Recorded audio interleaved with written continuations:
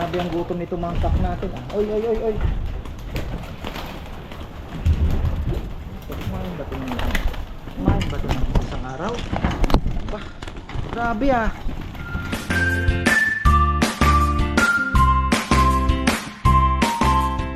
Uy, welcome back sa ating mga kalapati. Isang magandang buhay mga farmer. After ilang araw ay nakauwi na rin tayo. After how many days tayong wala. Ay, bakit medyo lumalaban? Nasaan na yung ating mga nakawala na yung ating may nahulog na. Wow, ang ganda na ating off color. Nasaan yung kasama niya? Ayan. False Sion yan. Sabi nga niya, false yun. Kumusta yung ating malakas na rin.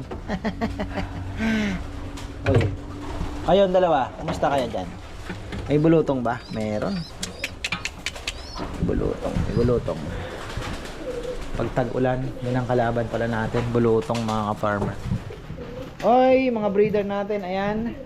Kumustahin muna natin bago tayo, may mga nangitlog na naman, bago tayo mag kain. Pero paronda muna tayo, gutom tong mga to. They're hungry, but you need to fly first. Uy, naayok pang meron dyan nakabikang kang. Gusto ko nang ilang araw kaya pinaparonda kaya ito ni Kongkong.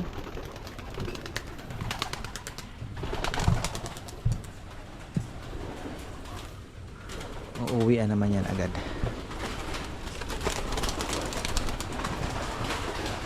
Hoy kayo, ayaw nyo? Ronda muna kayo, sige na. Go, go, go, go, go. Go, go, go, go, go.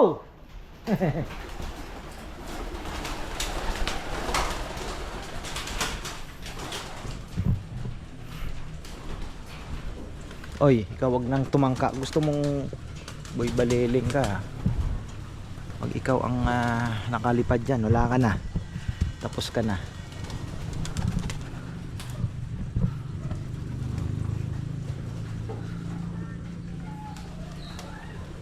Nako, may sakit si imbrek, patay tayo dyan.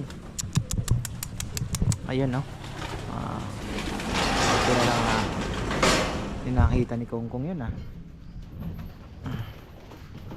patay tayo. Isa pa naman sa mga alas, ko yan, namatay na yung asawa niyan. Sa mga alas natin, kailangan natin ilipat. Kailangan kong paayos kay Jojo to. Masyadong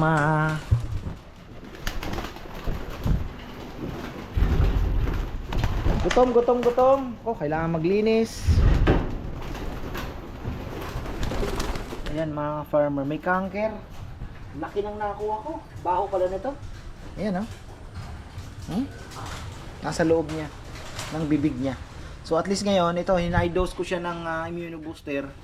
Tapos CanCure, pinainom ko po ng CanCure. So hopefully ay madala. Sayang yan mga ka-farmer. Gandang ibon. Tapos ikaw, bugas muna ako ng kamay bago kita subuan. Kumusta itong ating ginagamot na bulutong? Katyalis ang pinanggagamot ko dyan. Parang natuyo Hopefully ay kaya lang natigil po nung umalis ako. Di ko naman naibilin na tuloy-tuloy ng ng katyalis. Yan. Tingnan muna natin uli kung alin ang may sakit. Yung mga nakanganga, may kaagad yan. Ini-inspection, chine-check agad kung pero pagka ganyan mga gutom. Okay yan. Pasukan agad sila. Nag-aantay ng pagkain mga kawan. Gutom itong mga ito. Ayan. So tingin-tingin muna tayo. Sino ang masama ang pakiramdam? Ngayon nag-uulan. Alam niya na medyo po yan, yung mga mata kailangan i-check. Parang manok din. One eye cold. Nag-umpisa lang yan sa one eye cold.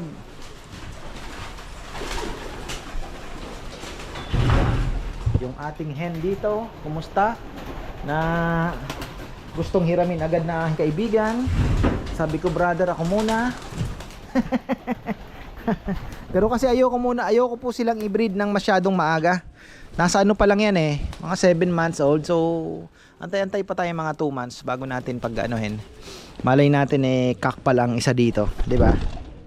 So we'll see. Ayun yung isa. Yan, tatlo sila eh, tatlo lang natira.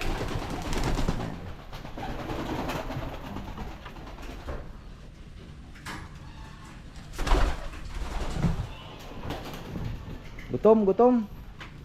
Yung ating mga young birds pala. Ayan, tingnan natin yung mga young birds natin. Mga bagong walay na young birds.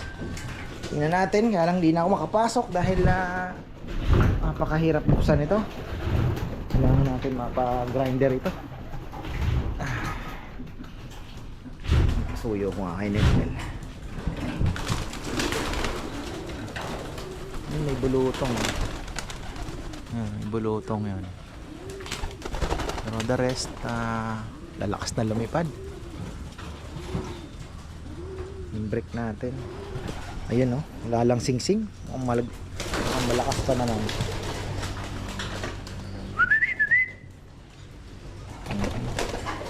Ayun yung ating grizzle.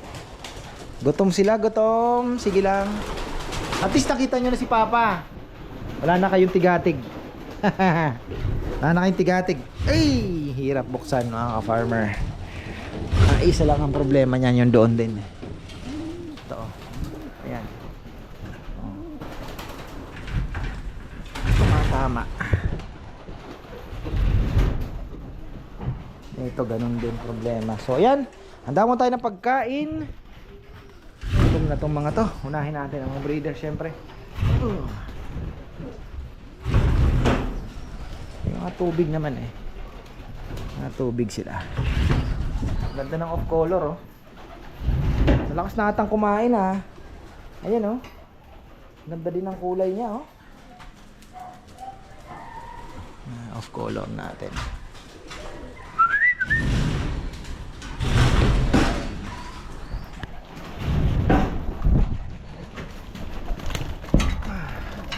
Ito. Gutom ito mga walis kumba.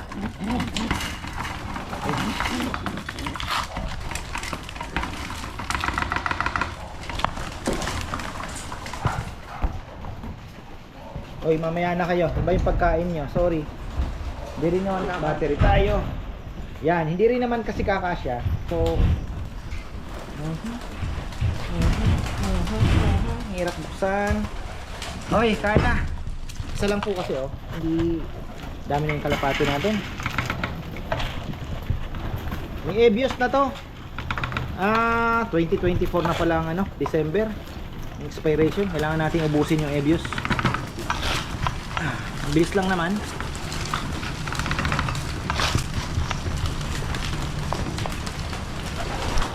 Grabe ang gutom nito mga kak natin ah. Oy.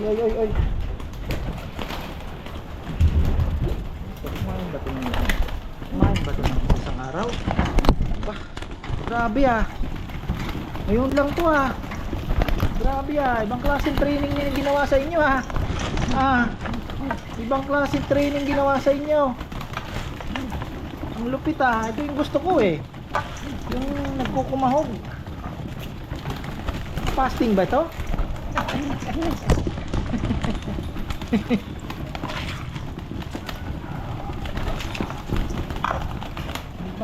Ibang grabe. Oh.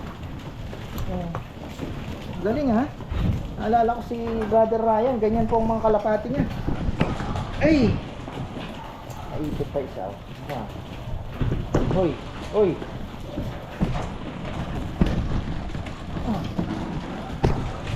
Hirap lang. Ay! Paano ito? Oh.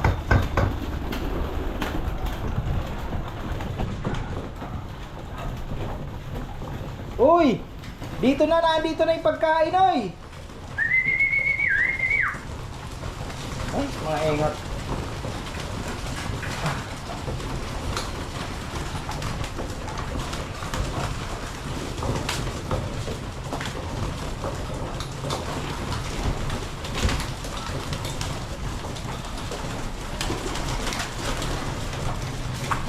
Grabe ang gutom nila. Pero okay yan mga ka-farmer.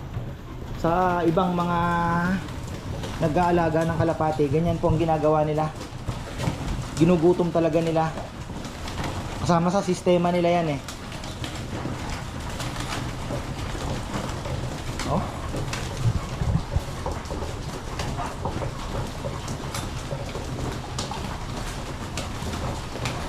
Matuto sila makipagrambulan.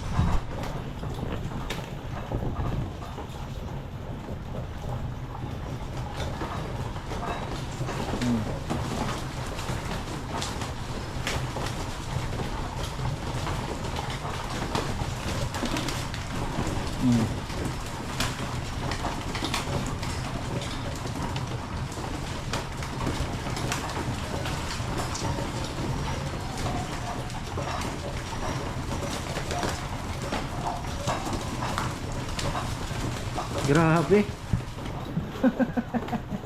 Grabe ang gutom. Naalala ko si Brother Alan, Alarcon Loft, ganito magpakain.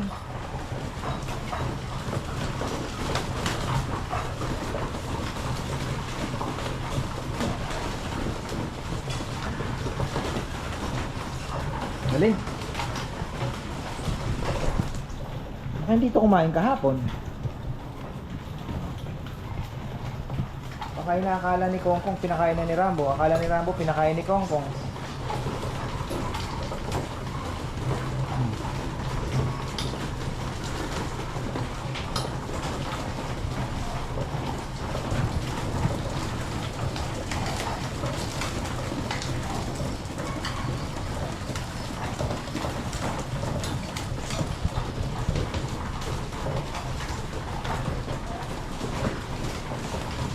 Pag nakapwesto ka na, huwag ka nang malikot.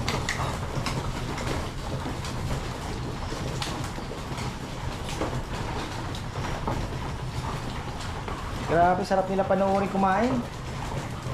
Yan ang gusto kong kumakain mga ka-farmer, ganyan. So far, isa lang ang nakita natin na may tama. May canker. Yung isa nating kak. Imbrick pa naman yun. Pero mukhang okay naman kasi uminom naman po agad siya kanina pagkatanggal ko ng canker. Tapos hopefully kumain na.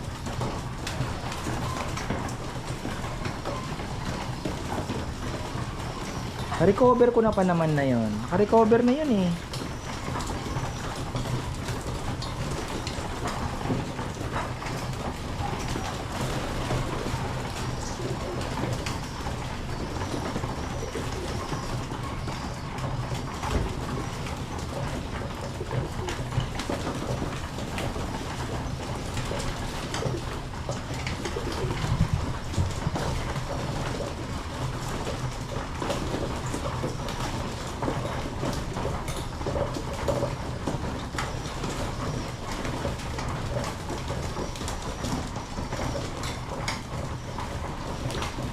Grabing baliyahan. Doon naman tayo sa flyer section natin.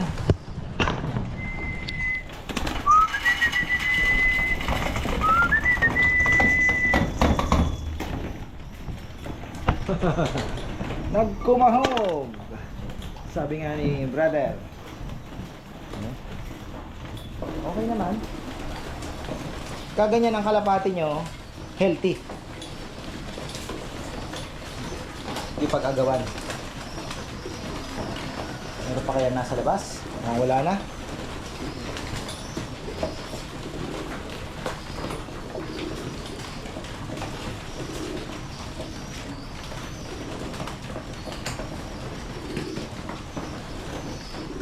Ayun oh, ano yan eh, bikang kang yun, hindi kumakal. Hawa ko. Susubuan nata ng nanay pero hindi ko na ibilin kay Kongkong na ikal niya na. Wala na rin naman po yan. Diba? Mercy killing na.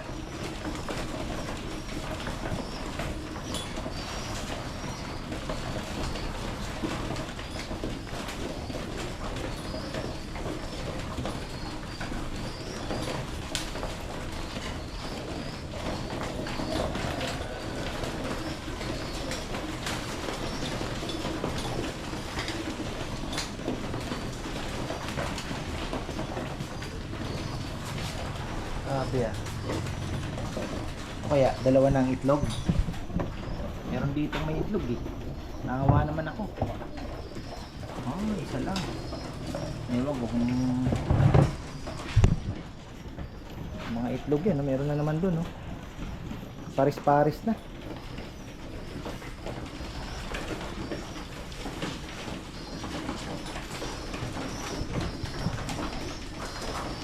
Bah, ay, sayang yun. Di mo hinabol.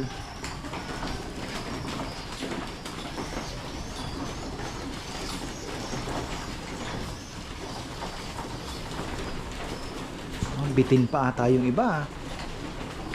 Yung mga kak, bitin. Oh, simot.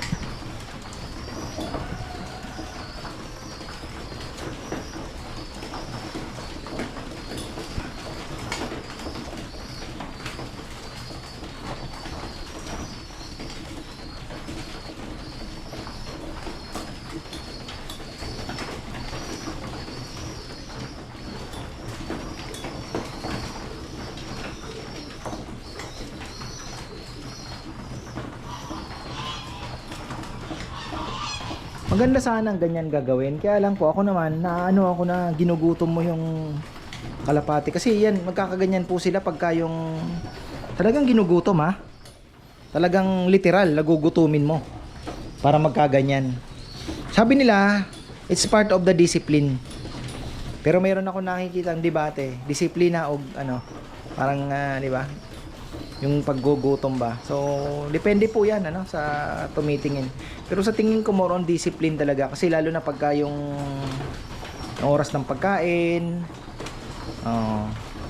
Tapos yung kinaganda kasi dito, pag oras ng kain dapat kumain ka na. Kasi pagka wala na. So, pag nasanay po sila sa truck, pag lumapag yung nagpakain sa truck, obligado sila, ate kakakain na ako kasi wala na mamaya. Parang ganoon ba? So, paulit-ulit daw pong ginagawa ganyan. Para matatak sa ano ng kalapati na pagka may pagkain, kailangan kumain ako. May nabili pala akong sorghum. Yan, may sorghum po tayong idadagdag sa ano natin, sa pagkain din. Maganda din yung sorghum eh.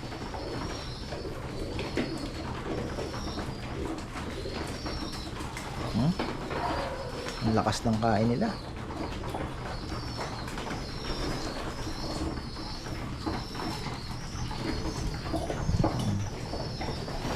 Parang bitin pa yung mga roast, mga rakkak natin ah.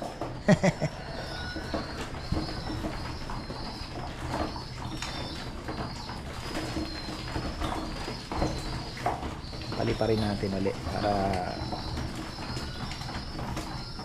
pagka nabusog na. So ayan mga ka-farmer, tapusin na natin. May dumating na pala yung baboy. Kailangan ko ng takbuhin dun. So ayan, maraming salamat at magandang buhay. Bukas na tayo magkwentuhan. Ayan.